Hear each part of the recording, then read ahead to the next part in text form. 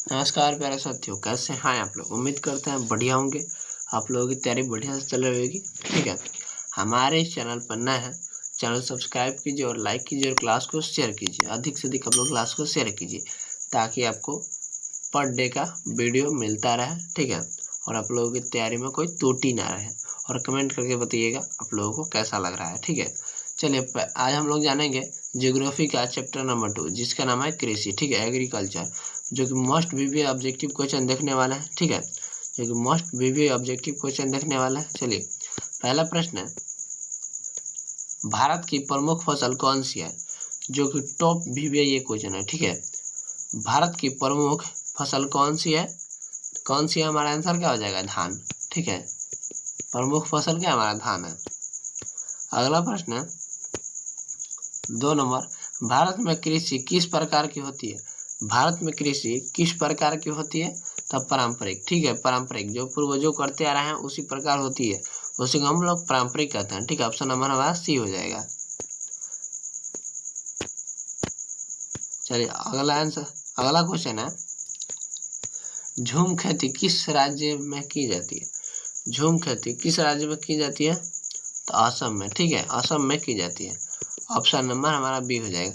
झूम खेती उसे कहते हैं ना, जो कि जहाँ जंगल उंगल है वहाँ काट कर जला दीजिए और वहाँ एक बार फसल कीजिए और उसके बाद छोड़ दीजिए, उसे हम लोग झूम खेती कहते हैं। ठीक है,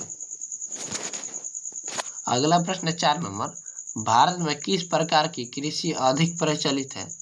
भारत में किस प्रकार की कृषि अधिक प्रचलित है, तो हमारा आंसर क्या हो जाएगा, प्राथमिक आदिम। ठीक है, प्राथमिक आदिम। ठीक है, हमारा आंसर नंबर हो जाएगा डी। ठीक है, चलिए अगला क्वेश्चन है 5 नंबर, शुष्क कृषि किस क्षेत्र में होती है। शुष्क कृषि किस क्षेत्र में होती है, तो राजस्थान में होती है। ठीक है, ऑप्शन नंबर हमारा ए हो जाएगा। ठीक है, चलिए अगला प्रश्न है 6 नंबर, चाय एक किस प्रकार की फसल है। चाय एक किस प्रकार की फसल है, तो नगदी है। ठीक है, नगदी फसल है। ऑप्शन नंबर हमारा बी हो जाएगा। चलिए अगला प्रश्न है 7 नंबर, हरित क्रांति का संबंध किससे है। हरित क्रांति के संबंध किससे है, तो हमारा आंसर क्या आ जाएगा, कृषि उत्पाद में। ठीक है, वृद्धि से। और वही पूछेगा श्वेत क्रांति किससे संबंधित है, तो दूध से। ठीक है, और लाल क्रांति तो मीट से। ठीक है, जो कि चिकन बोलते हैं। ठीक है, आप लोगों को 3 क्वेश्चन करा दिए इसी में। चलिए अगला प्रश्न है 8 नंबर, भारत का धान का कटोरा कौन सा राज्य का था। देखिए, भारत का धान का कटोरा कौन सा राज्य, मतलब कहाँ सबसे ज्यादा धान होता है, हमारा कौन सा क्या हो जाएगा, छत्तीसगढ़ में सबसे ज्यादा धान होता है। ठीक है, ऑप्शन नंबर सी हो जाएगा हमारा। चलिए अगला प्रश्न है 9 नंबर, रबी फसल किस महीने में बोई जाती है। रबी फसल किस महीने में बोई जाती है, तो अक्टूबर में। ठीक है, अक्टूबर में बोई जाती है रबी फसल। चलिए 10 नंबर प्रश्न हमारा है, भारत में कृषि भूमि का प्रतिशत कितना है। कितना प्रतिशत है, 43% है। ठीक है, हमारा ऑप्शन नंबर बी हो जाएगा आंसर। चलिए अगला प्रश्न है 11 नंबर, भारत की लगभग कितने प्रतिशत जनसंख्या कृषि पर निर्भर है।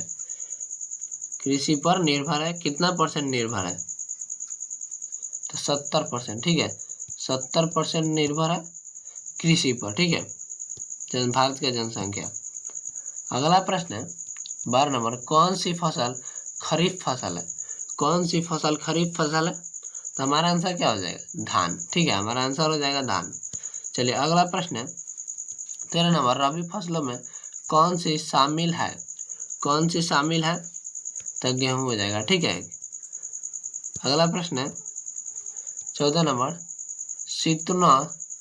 शीतोष्ण जलवायु में कौन सी फसल उपजाई जाती है। कौन सी फसल उपजाई जाती है, तो हमारा हो जाएगा गेहूं। मतलब जो शीत गिरता है ना, उसमें कौन सा फसल बोया जाता है, तो गेहूं बोया जाता है। ठीक है, ऑप्शन में जो है जूट, गेहूं, चावल, गन्ना, तो उसमें क्या होता है, गेहूं बोया जाता है। ठीक है, अगला प्रश्न है 15 नंबर, बागवानी किससे संबंधित है। बागवानी किससे संबंधित है, तो हमारा आंसर क्या हो जाएगा, फल एवं फूल से, ठीक है। ऑप्शन नंबर हमारा बी हो जाएगा, फल एवं फूल से संबंधित है।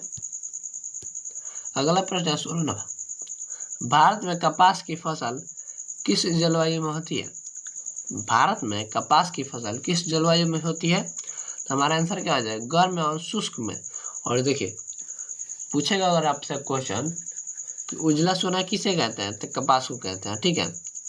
इसका हमारा 16 नंबर का आंसर हो जाएगा सी। और उजला सोना किसे कहते हैं? तो हम लोग कपास को कहते हैं, आप लोग याद रखिएगा। चलिए अगला प्रश्न 17 नंबर, मृदा अपरदन का मुख्य कारण क्या है?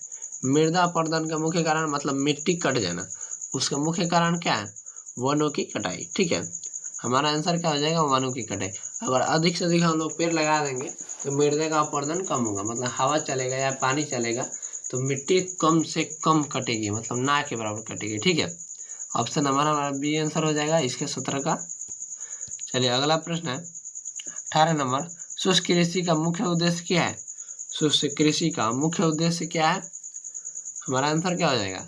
वर्षा पर निर्भरता, ठीक है। वर्षा पर निर्भरता मतलब कि हम लोग भगवान पर निर्भर रहते हैं कि पानी बरसेगा, ठीक है। अगला प्रश्न है 19 नंबर, कृषि सुधारों में क्या शामिल है?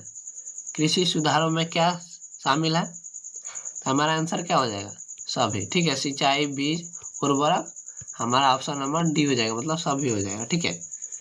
अगला प्रश्न है नेक्स्ट, दलहन फसल का उदाहरण है, ठीक है। दलहन फसल का उदाहरण है, आप लोग एकदम इजी क्वेश्चन है, आप लोग इसको कमेंट बॉक्स में आंसर दीजिएगा, ठीक है। और हमारे इस चैनल पर नए हैं, चैनल सब्सक्राइब कीजिए और लाइक कीजिए, क्लास को शेयर कीजिए, अधिक से अधिक क्लास को शेयर कीजिए और कमेंट करके बताइएगा आप लोगों को क्लास कैसा लगा। और 20 नंबर का आंसर आप लोग कमेंट बॉक्स में दीजिएगा, ठीक है। चलिए तो फिर मिलते हैं नेक्स्ट वीडियो में।